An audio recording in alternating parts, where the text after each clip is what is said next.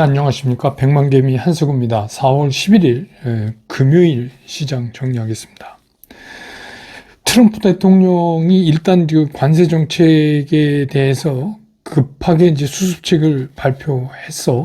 그것 때문에 이제 미국 시장도 급등했었는데 그 다음 날엔 어제 다시 하락하는 그런 모습을 보였습니다. 보편적 관세 10%의 장기화, 또 특히 이제 그 대중국 관세는 결국은 145%로 결론이 나면서 이제 다시 불거지기 시작한 경기 침체 우려, 뭐 이런 것 때문에 시장은 다시 하락하는 모습을 보였습니다.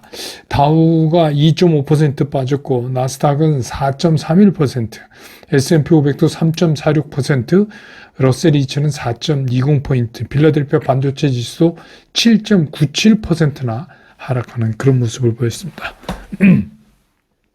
당연히 뭐 이제 그 뉴욕 시장 때문에 우리 시장도 출발이 그렇게 말끔하지 못했습니다. 그래서 코스피 같은 경우에 마이너스 1.81%, 겨우 2,400을 지키면서 이제 시작했는데, 그 외국인들의 매도는 하루 종일 이어졌어요. 외국인들의 매도는 뭐 하루 종일 이어졌지만, 장중에 이제 그 연기금을 필두로 해서 기관들이 이제 매수 쪽으로 전환을 해서 들어오면서, 물론 이제 뭐 금융 투자는 팔았지만, 그래서 기관의 이제 매수가 이어지면서 개인과 기관이 매수해서 전체적인 시장은 시간이 흐를수록 낙폭을 줄여가는 그런 모습을 보였습니다. 그래서 오늘 코스피 시장에서 외국인들은 6,898억을 매도를 했고요. 기관은 1,379억을 매수를 했고, 개인이 4,339억을 매수를 했습니다. 그래서 오늘 코스피 지수는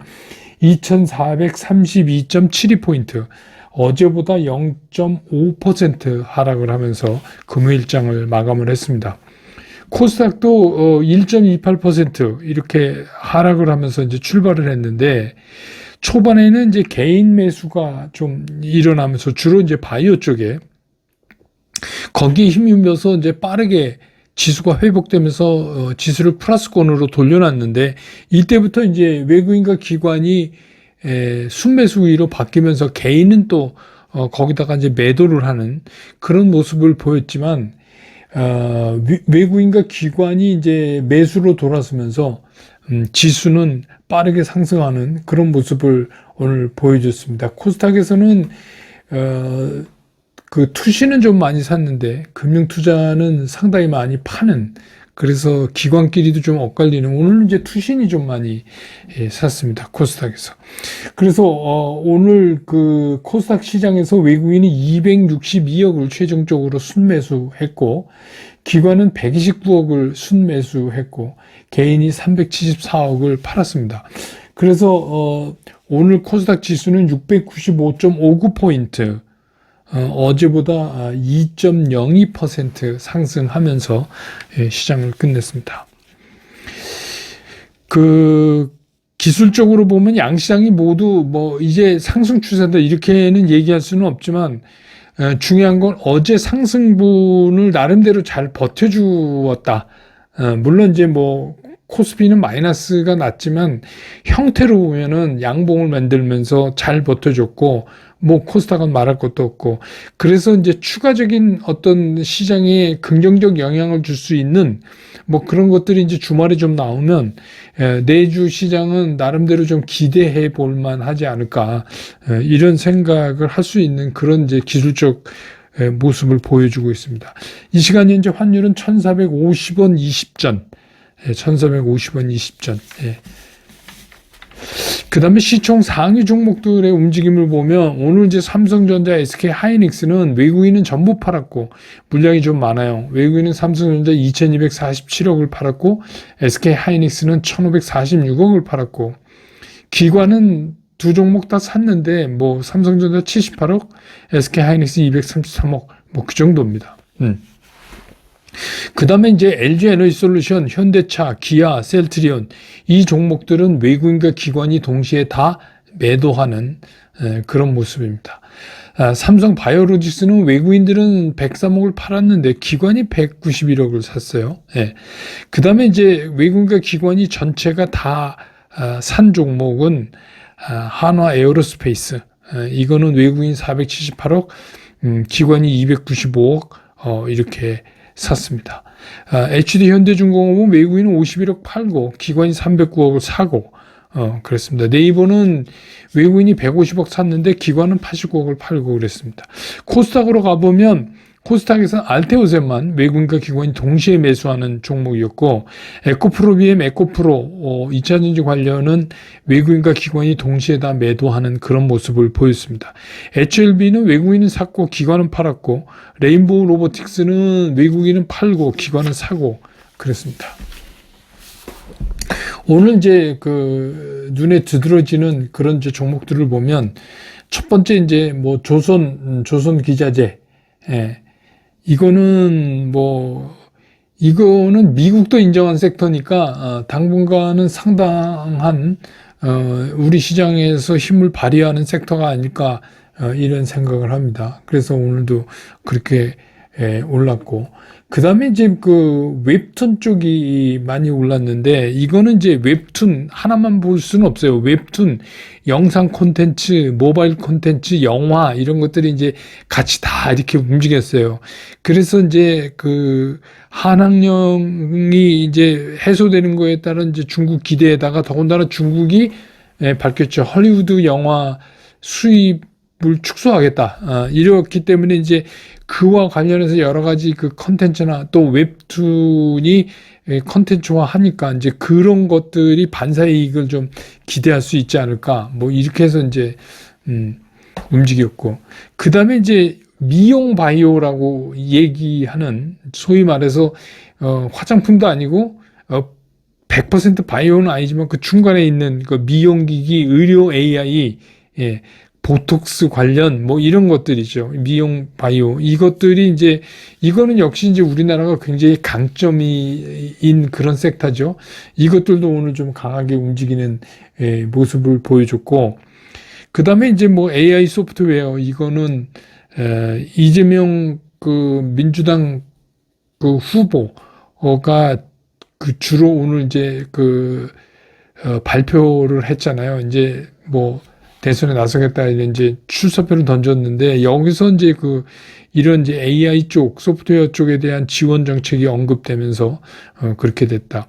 또 일반 바이오에서도 줄기세포라든지 비만 이슈 이런 거에다가 개별적으로 종목마다 이슈가 있는 것들 있잖아요. 신테카 바이오 같은 경우는 FDA에서 이제 동물 실험을 점차 줄이겠다 그러니까 이 신테카 바이오가 갖고 있는 AI 플랫폼으로 그걸 대신할 수 있다 그래서 이제 오르고, 펩트론도 희귀질환 치료제 이런 거, 그러니까 각각의 나름대로 그 회사가 갖고 있는 그런 이슈 때문에 이제 그것들을 움직였고, 그 다음에 이제 LNG 관련해서도 오늘 또 움직였어요. 이거는 뉴스 보내드렸지만 모잠비크 가스전이 이제 투자 승인이 났는데 우리 돈으로 10조 6천억이에요.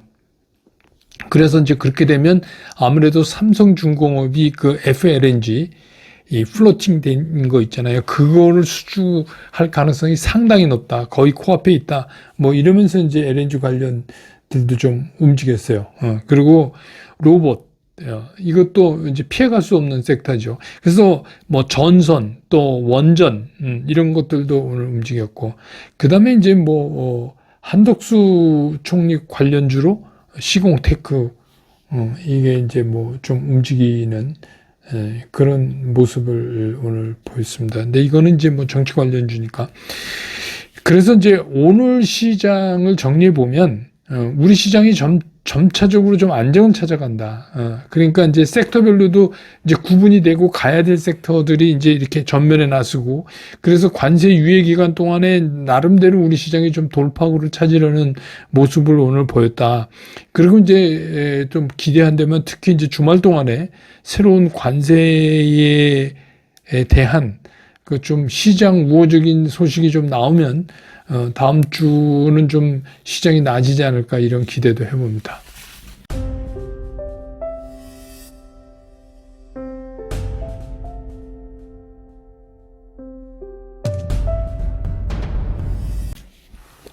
시장 얘기 좀 해보면 중국 중국한테는 이제 미국이 결국은 145%의 관세를 던진 거예요. 예, 중국은 145%다. 이렇게 이제 정리가 됐는데, 그렇게 얘기한 트럼프지만 사실 내심은 지금 상당히 애가 탑니다. 그래서 뭐 공식적으로, 내각회의에서 공식적으로 시진핑의 전화를 기다리고 있다. 이렇게 얘기까지 했어요. 그 언론에다 대고, 쉽지 않은 얘기인데, 그리고 뭐 시진핑 오래된 친구다, 뭐 이런 좀 말도 안 되는 뭐 이런 얘기를 하고 있는데, 시진핑이 쉽게 전화할 것 같지 않습니다. 지금 제가 계속 초반부터 말씀드렸죠. 시진핑이 쉽게 전화 안 한다. 이번에는 좀 다른다. 근데 왜 그럴까? 왜 트럼프는 전전긍긍하고 오히려 관세를 145%를 때린 사람이 전전긍긍할까? 그거는 그래서 이제 부랴부랴 해서 일단 10% 관세만 일반 관세를 해서 그러고 나서 본격적인 상호 관세는 90일 뒤로 이렇게 밀어놓지만 사실 문제는 EU를 비롯해서 그 상대국들의 그 반발이 생각보다 만만치가 않은 거예요.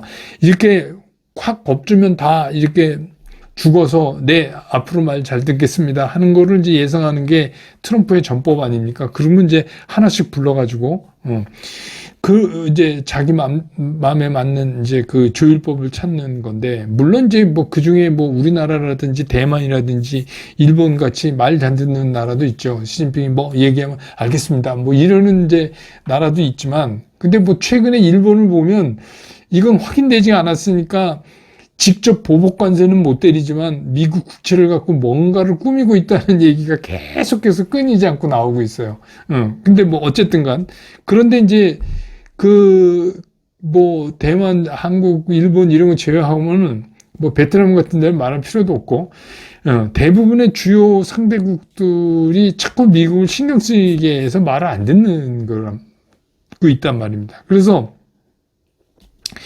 뭐 심지어는 아무런 이번에 관세도 추가적으로 부과받지 않았고, 또 우크라이나 종전 협상 때문에 도움을 어떻게 받았던 러시아까지도 지금 이제 미국을 비난하고 나섰어요. 그러니까 분위기가 좀 이상해져 버린 거예요. 근데 이제 물론 이런 분위기가 이상됐다고 그래서 물러설 트럼프는 아니지만, 뭐 이런 비난은 각오했지만 정말 문제는 엉뚱한 데서 지금 있는 거예요. 그게 뭐냐면 이제 미국 국채의 흔들림이에요. 근데 이 미국 국채의 흔들림을 보면서 아마도 트럼프가 여러 가지 이제 이 관세 정책을 시행하기 전에 여러 참모들로부터 얘기 듣고 여러 가지를 예상했을 거 아닙니까? 근데 이 국채의 문제는 그 예상보다 크게 벗어나고 있다고 느낄 수 있어요. 그래서 좀 당황스러워진 거 아닌가 이런 생각이 듭니다. 그래서 이제 매일 아침 제가 이제 텔레그램으로 국채 레이트를 이제 알려드리지만 10년 만기 국채가 4.42%까지 올라갔단 말이에요. 근데 주가가 빠지는데 이거 계속 올라요. 이상한 기현상이 일어나는 거 아니에요. 전혀 생각하지 못했던. 그래서 이것 때문에 이제 부랴부랴 10%만 매기고 90일 뒤로 미룬다 이렇게 된 건데, 아무러면 뭐 그것 때문에 그렇겠냐 이렇게 생각하실 수도 있지만 사실은 이거는 심각한 겁니다. 이 채권 시장의 흔들림은. 그래서 그게 쉽게 또 관세처럼 이렇게 뭐 겁준다고 정리되고 이런 게 아니에요. 아닙니다.